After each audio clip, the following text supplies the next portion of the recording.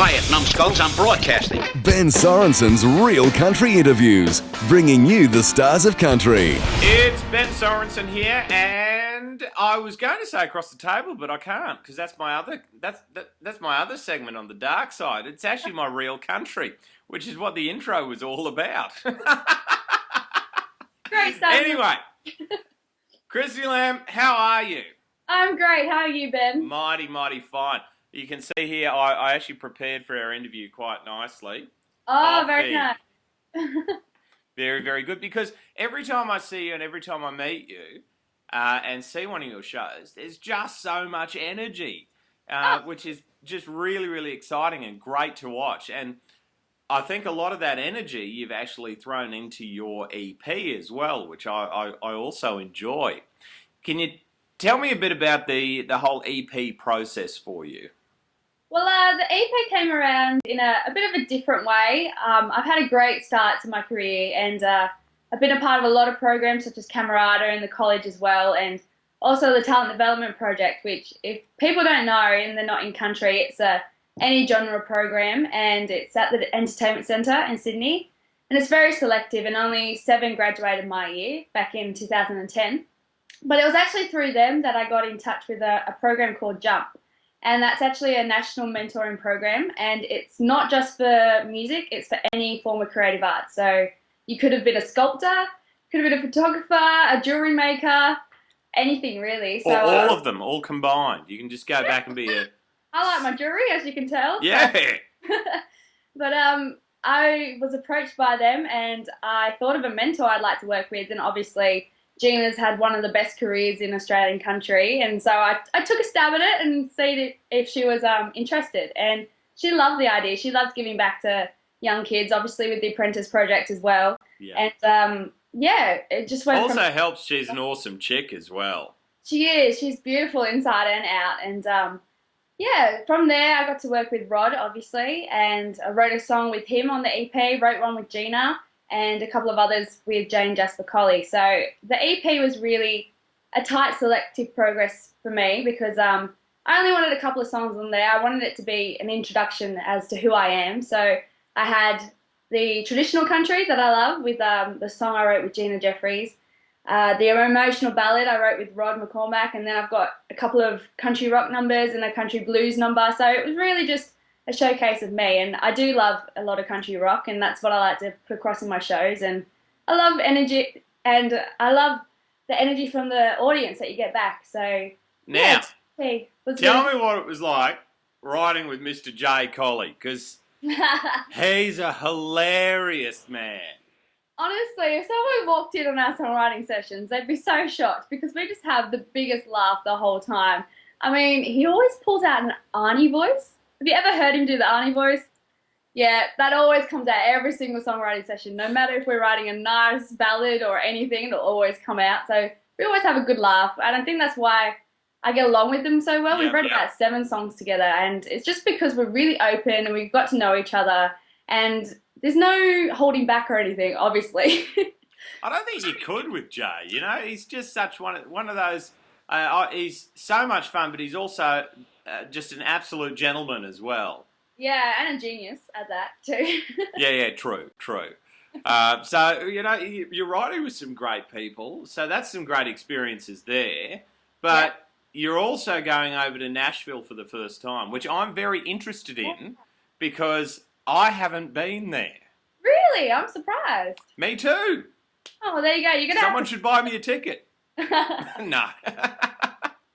Yeah, well, I'm going over on the 31st of May, and I can't believe it's the end of next month now because we're in April. So It's quite scary but exciting at the same time. And we've got a couple of songwriting sessions lined up over there with Matt Scullion, who's one of Australia's best, and also Jerry Salley, who's absolutely amazing. And I'm a massive fan of Jerry Salley, and he's also a really, really good producer as well, and just such an amazing fellow.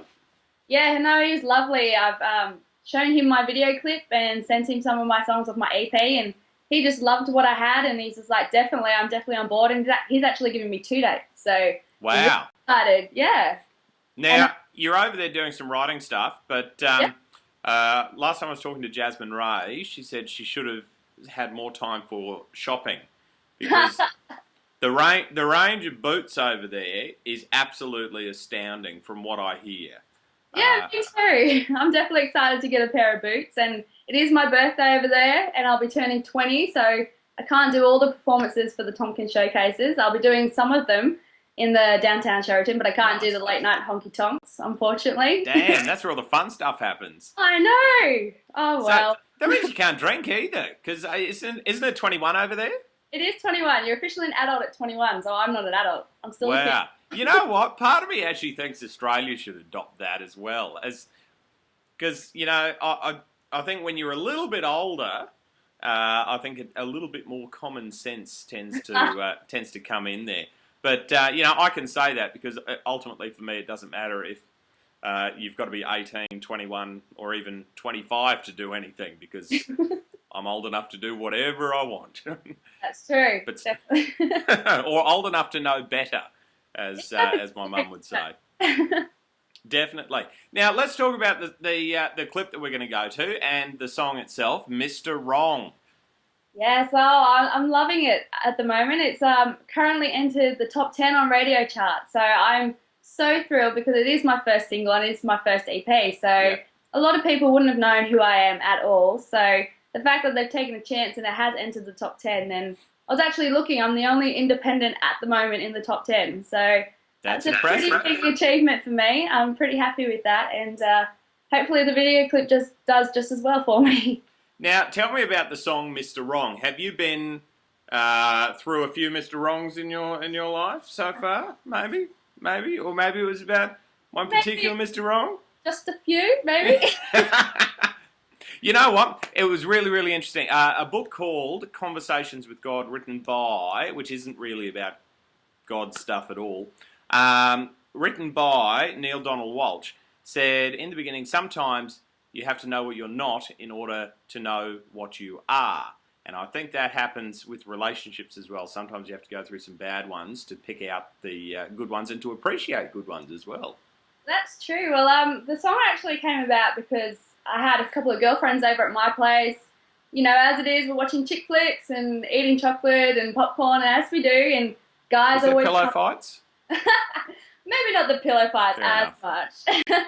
But, yeah, we were just talking about guys, as we do, and we've all had a few funny stories. So it was actually a combination of not just myself, with other friends as well. And I've had quite a few people saying, oh, I really relate to this song. And obviously I love people relating to my music, but I hope they haven't had too many of those stories actually happen to them. Well, I think it offers inspiration because the video clip was put together very, very well. And didn't you end up with someone a bit all right in the video clip at the end with that machine? Oh, I did pretty well with Machine. It's still got some tweaking to do, I think, and that could make some good money. So there's an idea. I saw that and I looked on eBay and I couldn't find it. No, it's not up yet, but I'll hopefully get there. Well, that's what I love. Who produced the clip? The amazing Duncan Toombs, of course. He's just a genius. He's just one of the best going around at the moment. And we tossed around ideas and it ended up coming up with this idea of a man machine, as we like to call it. And there's a guy entering and he just comes out wrong every time. And we just try to get it right in the end. But unfortunately, it hasn't happened yet. Oh, well, as I tell all of my partners in life, expect less and I look better. I like that. It's good. It's honest too. It's honest. Anyway, enough of all this chatter. Let's can the yakking and get to the fantastic video clip. You've got to get your hands on Christy Lamb's EP. You can download it from iTunes. You can get it from her website and from selected retail outlets as well. Thank you so much for joining me, Christy. Thank you very much, Ben. Have a good And here's the clip, Mr. Wrong.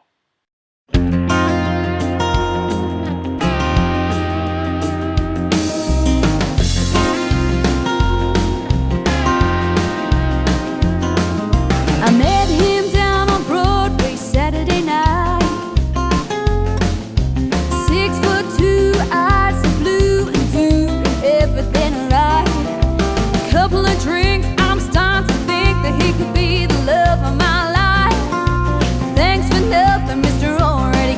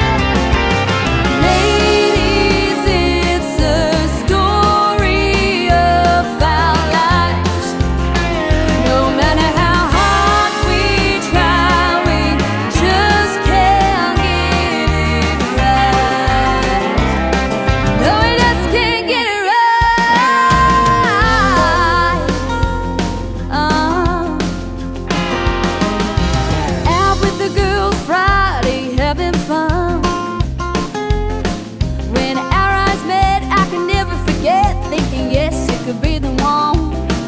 We were back at his place, we were at first base when someone said, way to go, son. Thanks, Mr. 30, and still living with your mom. Oh, why do I keep on falling for Mr. Wrong, wrong, wrong? Why does finding Mr. Right take so long, long, long? 'Cause when they smile at me, I go weak at the knees. Lord, help me be strong. Why do I keep on falling? Why are they the only ones that keep on falling? Why do I keep on falling for Mr. Wrong? Why do I keep on falling for Mr. Wrong? Another Ben Sorensen Real Country interview. Hear this interview and many more at www.realcountrymix.com.